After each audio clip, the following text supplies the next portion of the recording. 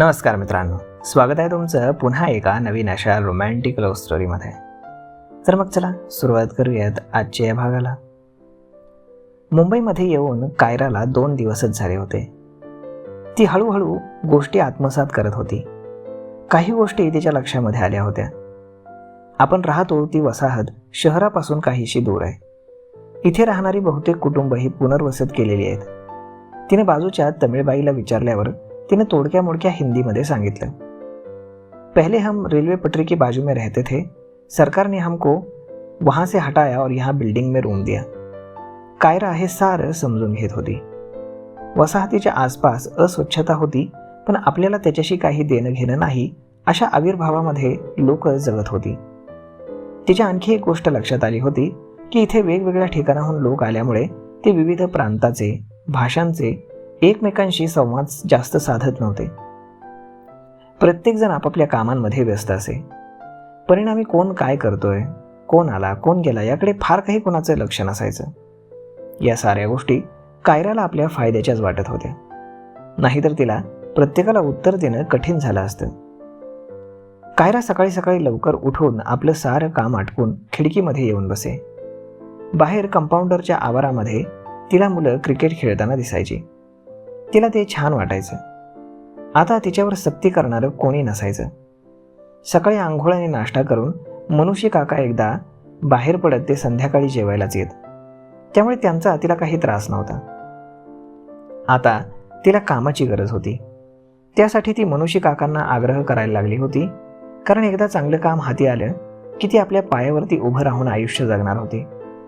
तिला मनुष्य काका करीत असलेल्या उपकारांची परतफेड करायची होती. कायरा मनानं चांगली होती. ती खिडकी बाहेर पाहत असताना फोनची रिंग वाजल्याचा तिला आवाज आला. ती उठली आणि तिनं फोन उचलला तर तो मनुष्य काकांचा होता. हॅलो कायरा, आता तू काय करतेस? काही नाही, घरातच आहे. बरं एक काम कर, मी तुला एक पत्ता पाठवतो. त्या पत्त्यावर तू जा आणि मुलाखत दे. कदाचित तुझ्या कामाचं होईल. हो काका, मी लगेच जाते. पण मी कशी जाऊ? मला इथलं काहीच माहीत नाही. अगं माहीत नाही तर माहीत करून घे. आपल्या वसाहतीत बसस्टॉप आहे, तिथे 450 नंबरची बस पकड आणि दिलेल्या पत्त्यावर पोहोच. काही अडचण आली तर मला फोन कर, ठीक आहे? पोहोचते मी वेळेवर. तिनं फोन ठेवला आणि ती तयारी करायला लागली. तिच्या आवडीच्या गुलाबी रंगाचा ड्रेस तिनं परिधान केला. हलकीशी ओठांवरती लिपस्टिक लावली आणि ती बाहेर पडली. वसाहतीमध्ये जास्त वर्दळ नव्हती. तिने येणाऱ्या एका बाईला बसस्टॉप विचारताच तिनं थोडंसं पुढे जाण्यास सांगितलं. एकदाची बसस्टॉपवर पोहोचताच तिचा आत्मविश्वास वाढला. बसस्टॉपवर काहीशी गर्दी होती, कारण बस 15-20 मिनिटांनी येत होत्या. काही वेळ ती बसस्टॉपवरती थांबली. सभोवताली घडणाऱ्या गोष्टींचं ती बारीक निरीक्षण करत होती. तितक्यात बस आली. ती बसमध्ये शिरली. आता मुलाखतीत आपल्याला काय विचारतील याची तिला काळजी होती. इच्छित स्टॉपवरती उतरून ती पत्ता शोधायला लागली. समोर असलेल्या दुकानदाराला तिनं पत्ता दाखवला. त्यानं या दुकानाच्या मागच्या इमारतीच्या दुसऱ्या मजल्यावर आहे असं सांगताच ती तिकडे वळाली. ती ऑफिस समोर येताच तिला एक आलिशान काचेचं ऑफिस दिसलं. ती आतमध्ये शिरली. समोर बसलेल्या तरुणाला तिनं आपली ओळख सांगितली.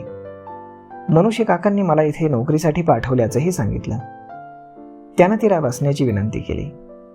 ऑफिस अटेंडंट तिच्यासाठी पाणी आणायला गेला. तो तरुण आतमध्ये केबिनमध्ये गेला आणि थोड्या वेळानं बाहेर आला. कायरा, तुम्ही थोडा वेळ बसा, साहेब बोलावतील तुम्हाला. ठीक आहे, असं म्हणून कायरा समोर ठेवलेले मॅगझिन्स चाळायला लागली. तिच्या डोळ्यामध्ये ते मॅगझिन्स होते, पण तिच्या मनामध्ये अनेक विचार होते. एवढ्या मोठ्या ऑफिसमध्ये आपल्याला काम करण्याची शक्यता कमीच, पण बघू काय होतंय.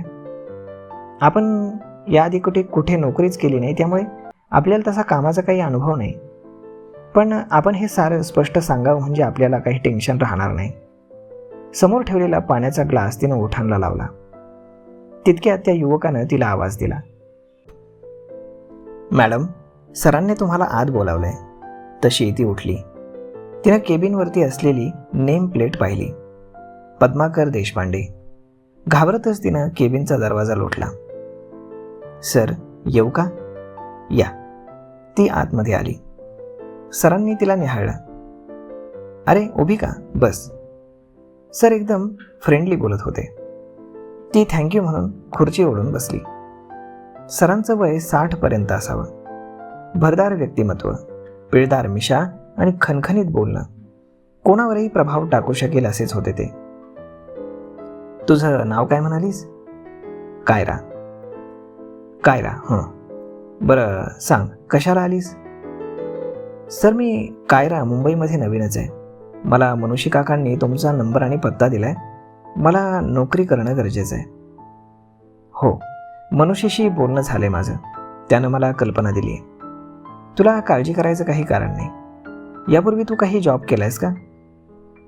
नाही, मी पहिल्यांदाच नोकरीसाठी आली आहे.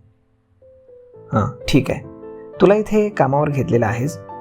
आता तू सांग, तू कधीपासून जॉईन होणार आहेस? आज शुक्रवार आहे.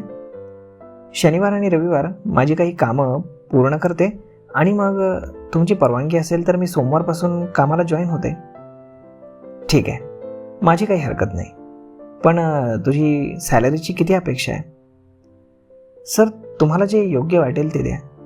मला तुम्ही संधी देत आहात हेच माझ्यासाठी फार आहे. गुड, हा तुझा नम्रपणा आवडला. सरांनी फोनवरती बाहेर बसलेल्या ऑफिस असिस्टंटला बोलवून घेतलं. तो युवक आतमध्ये येताच त्यांनी त्याला सांगितलं, सुनील, या कायरा मॅडम यांना आपल्या कंपनीच्या कामकाजाबद्दल माहिती दे. सोमवारपासून या जॉईन होणार आहेत. हो सर, असं म्हणून तो बाहेर गेला. कायरा, तू आता सलीलशी बोलू शकतेस. तुला सर्व काही तो सांगेल. थँक्यू सर, मी निघू? हो, ये. असं म्हणून ते आपल्या कामामध्ये गढून गेले. कायरा बाहेर येताच सुनीलनं तिच्याकडे पाहून स्मित केलं. मी सुनील, इथे ऑफिस ॲडमिन म्हणून काम करतो. मी कायरा. हो, सरांनी तुमच्याबद्दल आताच सांगितलंय.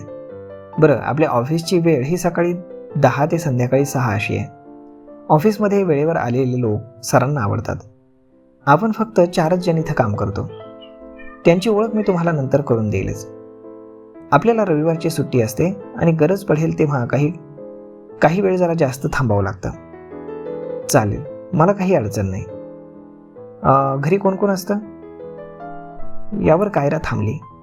म्हणाली, मी एकटीच असते. मग सुनीलही थांबला. आणखी काही विचारावं असं त्याच्या मनात आलं, पण त्यानं ते महत् प्रयासानं टाळलं. तो वरवरच्या विषयावरती तिच्याशी बोलू लागला. तिला त्याचं बोलणं छान वाटायला लागलं होतं. तर मग मित्रांनो, अशा पद्धतीनं आता कायराला जॉब मिळालाय खरा, पण अजून तिच्या आयुष्यामध्ये काय वाढून ठेवलंय काय माहीत. पाहूयात पुढे. तर मग मित्रांनो, आजचा हा भाग आपण इथेच थांबूयात. परंतु तुम्हाला ही स्टोरी कशी वाटली हे तुम्ही आम्हाला कमेंट करून सांगायला अजिबात विसरू नका. आणि जर हा व्हिडिओ तुम्हाला आवडला असेल तर आपल्या जवळच्या मित्रमंडळींसोबत देखील हा व्हिडिओ तुम्ही शेअर करायला विसरू नका. धन्यवाद.